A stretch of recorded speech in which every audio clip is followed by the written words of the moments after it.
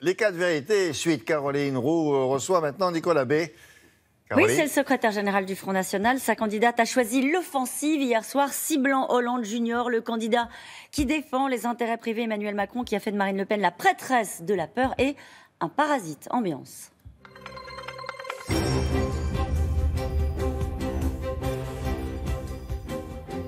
Bonjour Nicolas Bay. Bonjour. C'est la première fois qu'un débat d'entre-deux tours d'une présidentielle est si brutal, si violent. Est-ce que l'échange d'hier soir était au niveau de ce qui se joue, sincèrement ?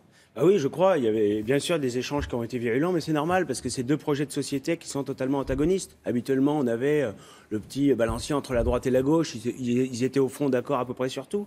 Là, il y a clairement deux choix de société. C'est un enjeu de civilisation. Cette élection présidentielle, on voit bien que Emmanuel Macron, il défend la dérégulation totale, la disparition de toute forme de protection, le peuple français qui est systématiquement écarté au bénéfice des intérêts des multinationales ou de la finance. Et Marine Le Pen, elle, qui défend les intérêts du peuple, qui veut plus de protection, plus de régulation, qui veut faire en sorte que le peuple français soit à nouveau au cœur des préoccupations publiques. Bon, après, c'est la forme. Sincèrement, qu'il soit opposé sur le fond, ça, je vous assure que même tous les gens qui vous regardent ce matin l'avaient compris. En revanche, sur la forme, Richard Ferrand, qui était notre invité il y a une dizaine de minutes, disait Marine Le Pen a tout tiré vers le bas, utilisant l'insulte, l'invective, ne répondant jamais aux questions et surtout ciblant le projet d'Emmanuel Macron sans défendre elle-même ses propres positions. Je crois qu'elle a fait les deux. Elle a évidemment porté des accusations contre Emmanuel Macron. C'est normal, il n'y a aucune raison de l'épargner, Emmanuel Macron. Emmanuel Macron, il est l'héritier de François Hollande de façon absolument visible. Tout le monde le voit aujourd'hui. Il est soutenu non seulement ouvertement par François Hollande plusieurs fois par jour, mais même par la plupart de ceux qui ont été en première ligne de ce quinquennat et dont tout le monde s'accorde à dire aujourd'hui que ce quinquennat il était désastreux. C'était ça qu'il fallait rappeler aux Français, Nicolas Bay, sincèrement. Mais pas seulement, aussi le fait qu'il est soutenu ouvertement par l'UEF, par des islamistes, et qu'il n'a pas refusé ce soutien comme il aurait très bien pu le faire. Il vous a renvoyé vous-même à quelques collaborations avec l'UEF. Non, mais c'est pas sérieux, parce qu'il y a quelqu'un qui était à un moment donné proche de l'UEF qui allait parler dans un colloque d'une association proche du Front National. C'est pas un argument. Lui, il est soutenu ouvertement par l'UEF, il est pour l'immigration massive, il a été insulté l'histoire de France sur le sol algérien, il dit qu'il n'y a pas de culture française sur tous ces sujets-là, c'est normal qu'il se mette en accusation. Vous refaites ce qu'a fait hier soir Marine Le Pen, c'est-à-dire ciblant le candidat Emmanuel Macron sans proposer aux Français qui vont voter dans 3 jours un projet pour la France. Marine Le Pen a présenté son projet sur tous les sujets. Sur l'économie, sur l'Europe. On y vient. 63% des Français qui ont été interrogés à l'issue de ce débat considèrent que c'est Emmanuel Macron qui l'a emporté. Avec sincérité ce matin, est-ce qu'elle a été bonne, Marine Le Pen ? Oui, elle a été bonne. Et d'ailleurs, c'est un sondage qui est fait par Elab pour BFM TV. BFM TV, dont on a vu pendant toute la campagne, qui soutenait souvent presque ouvertement Emmanuel Macron, qu'il avait une espèce de mansuétude incroyable à son égard. Donc, voilà, les Français, ils ont pu juger sur pièce. Ils ont vu Marine Le Pen, qui est bien sûr, qui avait aucune raison d'épargner Emmanuel Macron et qui a présenté son projet, de redressement national. Marine Le Pen, selon vous ? Je crois d'abord qu'elle a montré tout au long de cette campagne, et pas seulement au débat d'hier, qu'elle était à la hauteur de la responsabilité pour laquelle elle concourt. Marine Le Pen, elle se place en situation de rassembler les Français sur l'essentiel, c'est apporter un projet de redressement national et faire en sorte que les Français soient établis dans leurs droits fondamentaux. Emmanuel Macron, c'est la dislocation de la nation. Il y a clairement un débat qui était visible hier entre Marine Le Pen qui défend les intérêts du peuple et Emmanuel Macron qui est soutenu par toute la caste. Des bêtises, des mensonges, des galimatias, de la poudre de perlimpinpin. Beaucoup d'insultes dans la bouche d'Emmanuel Macron. C'est pas les pires, galimatias, ça va, c'est assez tranquille. Mais quand il la traite de parasite, par exemple... C'est plus violent. Voilà. Et après, on voit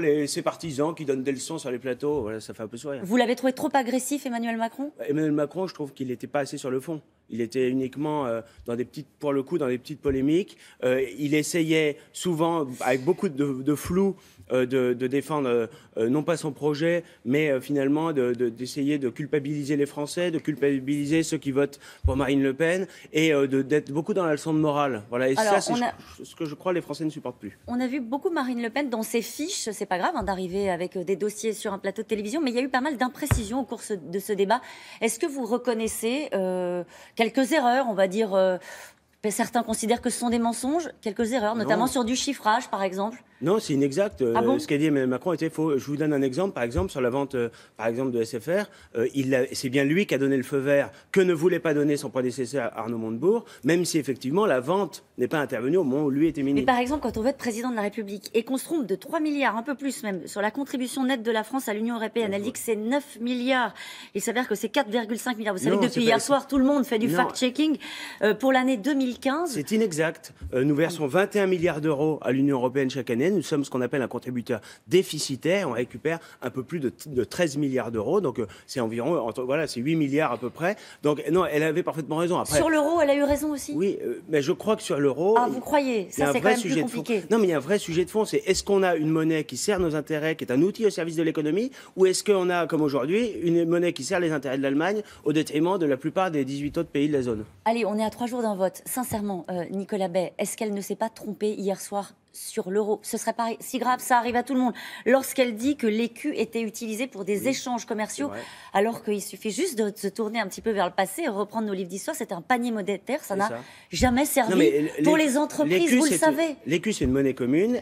C'est un cours qui est constitué de l'ensemble des monnaies nationales. Donc, ça permet à la fois d'avoir une monnaie d'échange internationale, mais en même temps que chaque pays retrouve une monnaie qui est adaptée à son économie. Mais Marine Le Pen, elle est cohérente. Elle veut qu'on retrouve notre souveraineté. La souveraineté, c'est pas un gros mot. C'est la liberté d'une nation. Souveraineté territoriale, la maîtrise des frontières. Souveraineté économique et monétaire, bien sûr.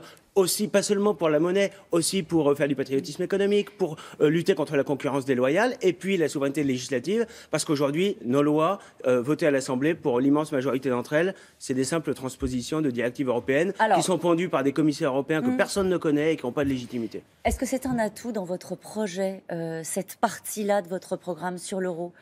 Nicolas Bay, est-ce que ça n'a pas compliqué cette fin de campagne? Mais Vous savez- expliquez, Marine Le Pen expliquait hier soir qu'on imposerait le retour aux monnaies nationales à l'Allemagne et en Italie. Alors là, il faut aussi nous Non. expliquer. Elle a dit qu'il faut qu'elle pas- n'imposerait rien, qu'elle le ferait dans une négociation et qu'ensuite c'est les Français qui trancheront par référendum. Ça Mais- vous aide sincèrement dans je cette crois fin de que, campagne? cette question monétaire, elle donne de la cohérence d'ensemble à notre projet économique, mais il ne faut pas en faire la mesure unique de notre projet économique. Notre projet économique, c'est baisser la fiscalité, baisser les charges, les contraintes qui pèsent sur nos entreprises, avoir un État qui assume à nouveau ses fonctions fondamentales de protecteur de l'économie française avec le patriotisme économique, c'est-à-dire la possibilité pour les entreprises françaises d'être prioritaires dans la commande publique française.